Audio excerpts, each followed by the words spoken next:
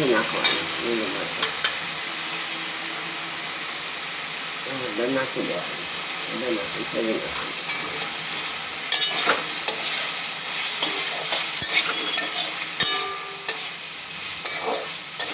હવે તે થોડી વાર ફેરવા કરવાનું બટેકાને.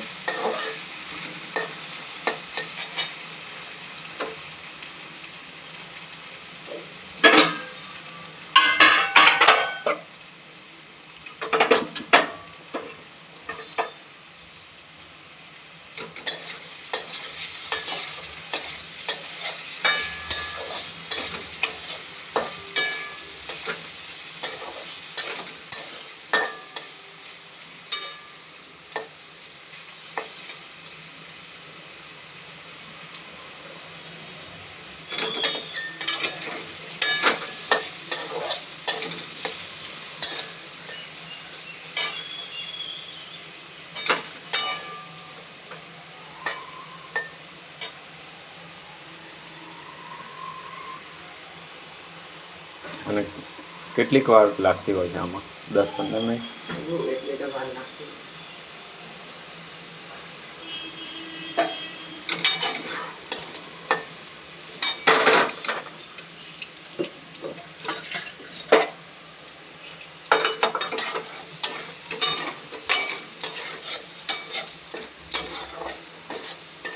બટેકા ચડી જાય પછી સાબુદાણા ઉમેરવાના. હા, પછી છેલ્લે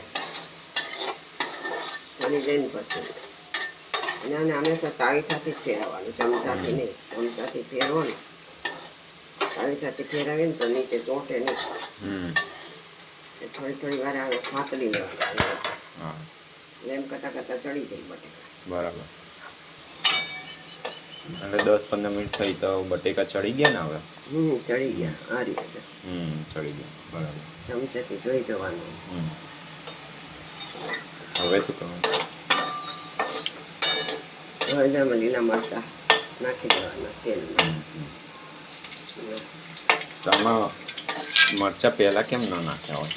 પહેલાં ના નાખ્યા, પહેલાં છે ને એકદમ પહેલાં થઈ જાય છે, કડક થઈ જાય મરચાં. કડક થઈ જાય. પછી આ ફેરવા કરો તો હાવ કાળા થઈ જાય ને કાં ઓછા થઈ જાય.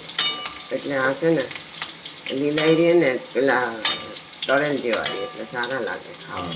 બરાબર છે. અને આ રીતે તેલમાં પાછા એ જ તેલમાં સતરાઈ જાય. એટલે બટેકા ચડી ગયા છે. જો આ દબાવો એટલે આ બટેકા ચડી ગયા અને મસ્ત થઈ ગયા, તળાઈ ગયા.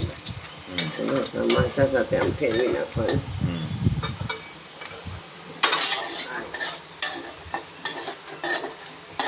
બટેકા તૈયાર થઈ ગયા. આપણે સાબુદાણા તૈયાર કરી જાય છે ને આમાં નાખી દેવાનું. બધો મસાલો નાખી દેવાનો. સાબુદાણા જે છે એને ગઈકાલના પલાળી રાખ્યા એટલે સરસ પલળી ગયા છે એકદમ.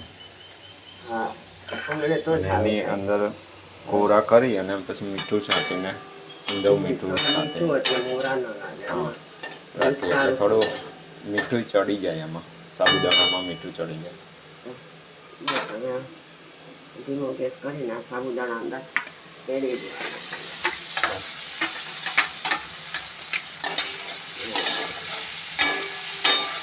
થઈ શકતા એકદમ.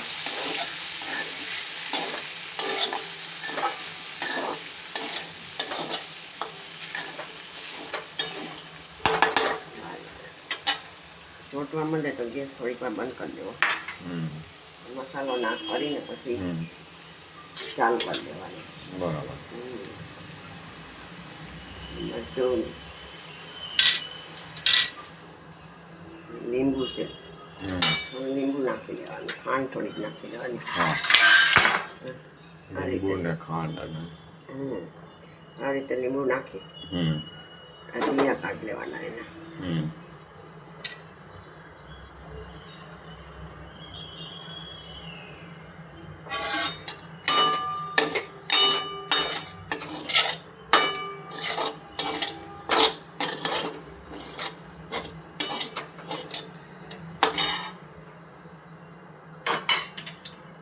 લાલ મરચું નાખવું તો નખાય, કોથમી નખાય. બધું નાખીને હલાવી દેવાનું હોય છે. થઈ ગયા તૈયાર સાબુદાણા. કાશ્મીરી મરચું નાખો તો સરસ થઈ જાય. થોડીક ખાંડ નાખી દઈએ,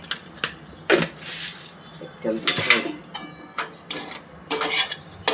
આવી રીતે. થોડીક ખાંડ નાખી દેવાની. ખાંડ નાખી થોડું કાશ્મીરી મરચું નાખી દેવાનું. હમ.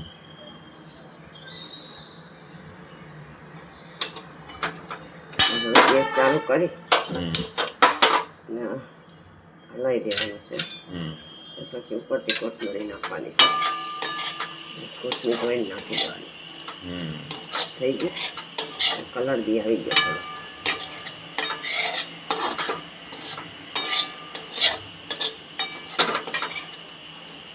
આ રીતે કરીએ ને તો ખીચડી સાબુદાણા ચોટી ન જાય. હમ. તો તમે ચાલુ એ મસાલો કરો તો બધું અંદર ચોટવા બહુ માંડે પછી સાબુદાણા એવું થાય. અને ચાળણીમાં જ રાખીને મસાલો મિક્સ ના કરી શકાય ને? ના, હમ. કેમ એવું? એમાં તો પછી નીકળી જાય નીચે એવું થાય. અને આમાં નાખીએ તો જ ખબર પડે ને કે આ બરોબર થયું હોય. નહીં તો ખબર ના પડે. અને માપથી બરોબર થઈ ગયું છે. બસ હવે આ રીતે કોથમરી ધોઈને નાખી દેવાની. હમ.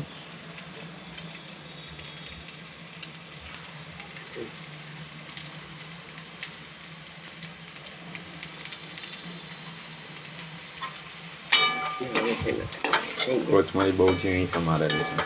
હા, એની સારી લાગે. તમારે કોથમી મરચા હોય એટલે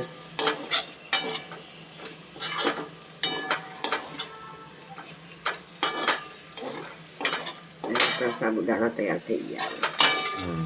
હવે ગેસ બંધ કરી દેવાનું. થઈ ગયા તૈયાર ને?